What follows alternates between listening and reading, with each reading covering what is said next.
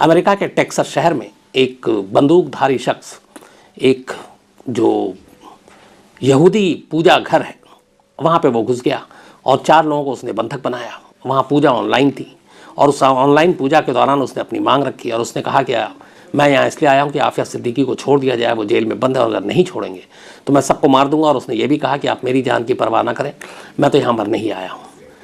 करीब 7-8 घंटे के चले ऑपरेशन के बाद आखिरकार उसको मार दिया गया और इसके बाद ये होस्टेज का जो पूरा एक संकट था वो ख़त्म हो गया। लेकिन यहीं से नाम उठा आफिया सिद्दीकी को रिहा करने के लिए क्यों पहुंचा था।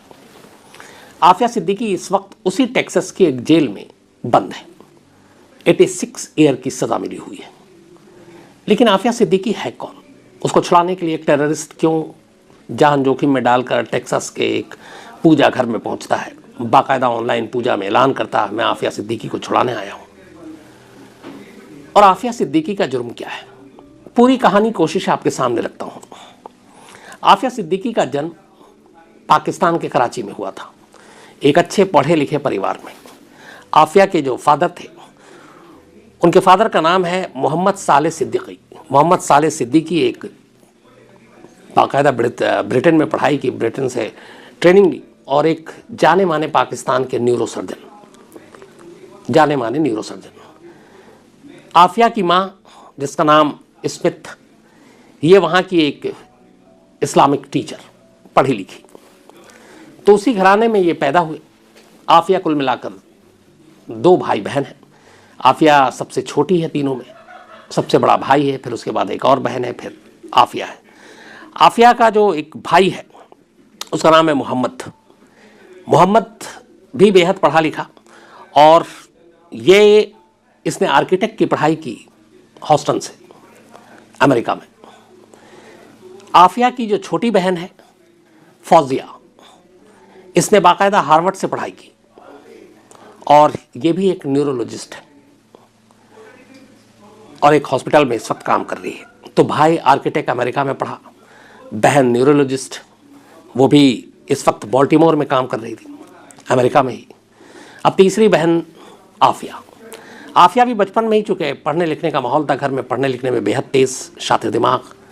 1990 में स्टूडेंट्स वीज़ा पर ये पाकिस्तान से अमेरिका गई पहली बार और उस वक्त चूँकि अमेरिका में उसका भाई पढ़ाई कर रहा था आर्किटेक्ट का, वहाँ जाने के बाद ये यूनिवर्सिटी ऑफ हॉस्टन जहाँ पे उसका भाई था वहाँ पे वो ज्वाइन करती है। आफिया सबसे पहले अमेरिका के मशहूर यूनिवर्सिटी ब्रैंडिस यूनिवर्सिटी में पढ़ाई करती है। ब्रैंडिस यूनिवर्सिटी से अपने सेमेस्टर क्लियर करती है और इसके बाद दुनिया की सबसे जानी मानी यूनिवर्सिटी जहाँ दाखिला हर स्टूडेंट्स का सपना होता है, MIT, यानी कि Massachusetts institute of technology, MIT। कहते हैं कि जो MIT में एक बार दाखिला ले ले, MIT में पढ़ाई करे, फिर उसकी एक अलग ऑरा होता है, एक अलग उसका जलवा होता है। और उसी MIT में आफिया सिद्दीकी पढ़ती है, एक न्यूरो साइंटिस्ट बनती है, PhD करती है। लेकिन वहीं रहने के दौरान अमेरिका में ही आफिया सिद्दीकी का रुझान थोड़ा रिलीजन की तरफ ज़्यादा होता है।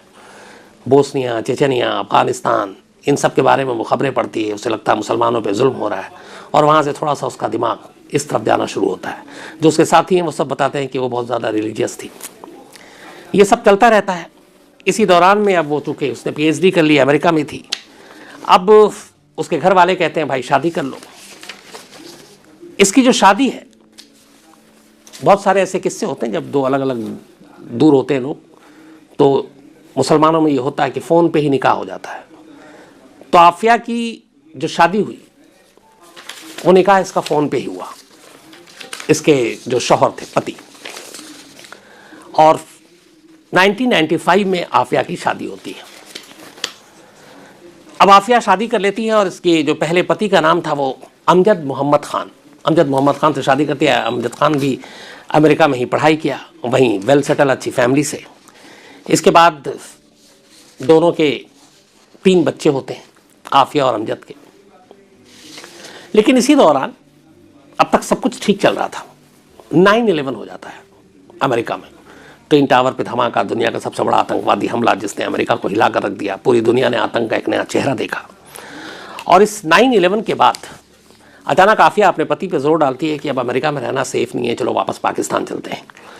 अमजद जो उसका पति है उसे लगता है कि ये क्या बात कर रही है, सब कुछ तो यहाँ है, करियर यहाँ है, हम शुरू से यहीं पढ़े लिखे हैं, यहाँ सब कुछ ठीक है, तो हमें पाकिस्तान जाने की ज़रूरत नहीं है।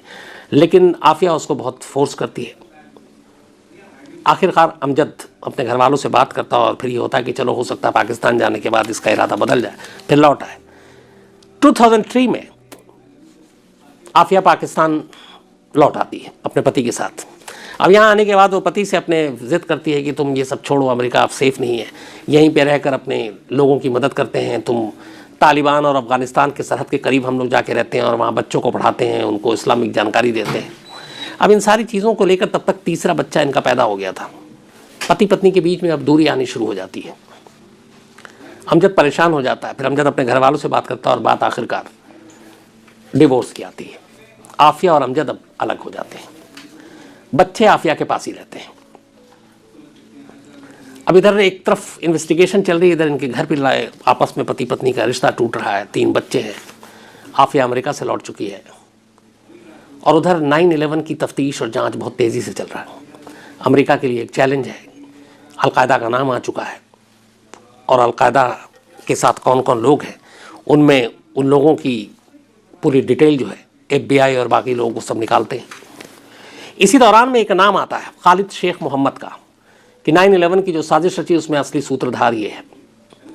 अब खालिद शेख मोहम्मद के पीछे पड़ती है FBI और अमेरिका की तमाम एजेंसियाँ।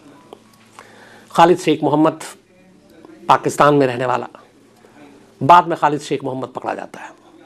खालिद शेख मोहम्मद जब पकड़ा जाता है तो उसके बाद उसका इंट्रोगेशन होता है, पूछा जाता है तो तमाम नाम लेता है।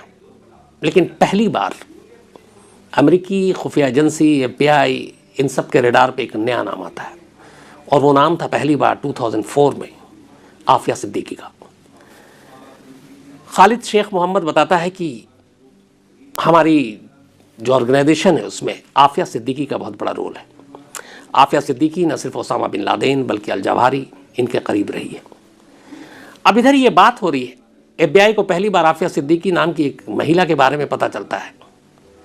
अब उनकी जांच का पूरा दिशा बदल जाती है और वो आफिया सिद्दीकी के बारे में अब जानकारी हासिल करना शुरू करते हैं। पाकिस्तान में यूसुफ रज़ा गिलानी की उस वक्त सरकार थी, वो प्रधानमंत्री।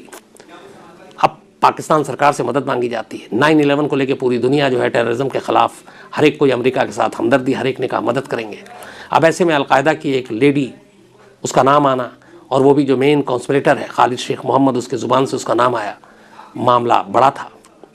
अब आफिया के ऊपर नज़र रख के आफिया को अब उठाने की तैयारी होती है। लेकिन पाकिस्तान में अचानक 2004 में रहस्यमय तरीके से आफिया अपने 3 बच्चों के साथ गायब हो जाती है। अब वो न कराची में है, ना इस्लामाबाद में है, ना बाकी शहरों में है। अब उसके बारे में पाकिस्तानी सरकार से भी मदद मांगती है FBI, वो ढूंढ रहे हैं, उसका पता नहीं चल रहा है और इधर जांच जारी है। 4 साल बीत जाते हैं। 4 साल के बाद 2008 में अचानक आफिया नज़र आती है, वो भी अफ़गानिस्तान में, पाकिस्तान से दूर। और वहाँ पर जब वो बरगाम एयर बेस के पास आफिया को अफ़गान की पुलिस जो है, अफ़गान की सेना जो है वो पकड़ती है 2008 में। बुर्का पहनकर आफिया सिद्दीकी जा रही थी। उससे पहले क्या हुआ था कि उस इलाके में बहुत सारे जगहों पे कई ऐसी महिलाएं थी जिन्होंने बुर्का पहन के धमाके किए थे, एक तरह से फिराइन बनकर, ह्यूमन बॉम्ब बनकर। तो जब भी कोई इस तरह से बुर्का पहन के अकेली लेडी वहाँ से निकलती थी तो आसपास चाहे वो दुकानदार हों या घूमने वाले हों, उनकी ज़रा नज़रें टेढ़ी होती थी, वो उससे शक की निगाहों से देखते थे। और उस दिन जो महिला बुर्का पहनकर जा रही थी उसके हाथ में 2 बैग थे। एक दुकानदार ने देखा, उसे डाउट हुआ, उसने लोकल पुलिस को खबर की, पुलिस ने अफगान सेना को बताया। इसके बाद आफिया को जाते हुए रोक लिया गया। इसके बाद पकड़कर उसको बरगाम एयरबेस लाया गया। ये सारा अमेरिकी फ़ौज के कब्ज़े में था। वहाँ लाने के बाद उसके पास से कुछ डॉक्यूमेंट्स मिले, जो उसके पास से कागज़ मिले, कुछ हाथ इंग्लिश और उर्दू में लिखे हुए नोट्स मिले। उस कागज़ में डर्टी बम बनाए जाने का तरीका, जिक्र, अमेरिका के कई ऐसे जगहों की लिस्ट जिसमें निशाना बनाने की बात की गई थी, और ये सारी चीज़ें थी। अब डर्टी बॉम्ब बनाना, अमेरिका के अलग अलग शहरों के और ख़ास संस्थानों के, इंस्टीट्यूशन के नक्शे, ये सारी चीज़ों ने थोड़ा सा दिमाग घुमाया। उसके बाद अमेरिकी सेना ने अब पूछताछ शुरू की। तो सबसे पहले तो पता चला कि ये वही आफिया सिद्दीकी है जिसका नाम खालिद शेख मोहम्मद ने लिया था। अब जब उससे पूछताछ हुई तो उसने कहा कि मेरा कोई लेना देना नहीं। मैं 2004 में पाकिस्तान से निकली थी अपने बच्चों के साथ और मुझे बंधक बना लिया गया था और उसके बाद फिर यहाँ ले आया गया। लेकिन इसी दौरान ये भी पता चला कि उसने दूसरी शादी की थी और जो दूसरी शादी की थी उसके दूसरे हस्बैंड का नाम, दूसरे शौहर का नाम था इकबाल अम्मार अल बलूची। अम्मार अल बलूची से दूसरी शादी की और उसके बाद वो अफ़गानिस्तान आ गई। अब अम्मार अल बलूची कौन? ये भी अलकायदा का एक सपोर्टर, लेकिन इससे भी बड़ी जो पहचान थी वो क्या थी जिसने FBI के हाथ पैर फुला दिए? वो ये था कि पता चला कि जब दूसरी शादी की इस अम्मार अल बलूची से, ये अम्मार अल बलूची भतीजा है खालिद शेख मोहम्मद का, यानी कि 9/11 का जो कॉन्स्पिरेटर था जिसने साजिश रची थी अमेरिका को दहलाने की। तो अब एक तरह से खालिद शेख मोहम्मद की बहू बन गई थी आफिया सिद्दीकी। अब ये बात पता चली, उसके बाद ये नक्शा, ये सारी चीज़ें मिली, पूछताछ चल रही थी। इसी दौरान में अमेरिकी फौज का इल्ज़ाम है, इसमें दो तरह के बयान आए कि बरगाम एयरबेस पे आफिया सिद्दीकी से पूछताछ चल रही थी। बीच में एक कटन था, कटन के उस तरफ अमेरिकी कुछ सैनिक खड़े थे। इसी दौरान आफिया अचानक उठती है, कटन हटाती है और एक राइफल उठाती है और कर्नल रैंक के एक US आर्मी के अफसर पे गोली चलाती है। एक अफसर घायल हो जाता है। इसके बाद वो दूसरी के गोली चलाती है, लोग लेट जाते हैं, फिर पलट के दूसरी तरफ से गोली चलती है, वो गोली आफिया को लगती है। इसके बाद घायल आफिया पे काबू पाया जाता है और उसको लेकर फ़ौरन बरगाम एयरबेस के पास ही जो हॉस्पिटल था वहाँ ले जाया जाता है। कहते हैं कि वो लगभग कोमा में चली गई थी, बचने की उम्मीद कम थी, लेकिन फिर ऑपरेशन होता है और उसके बाद उसको बचा लिया जाता है। अब पुलिस हिरासत में US कर्नल रैंक के अफसर पे गोली चलाने का इल्ज़ाम लगता है और इसी के बाद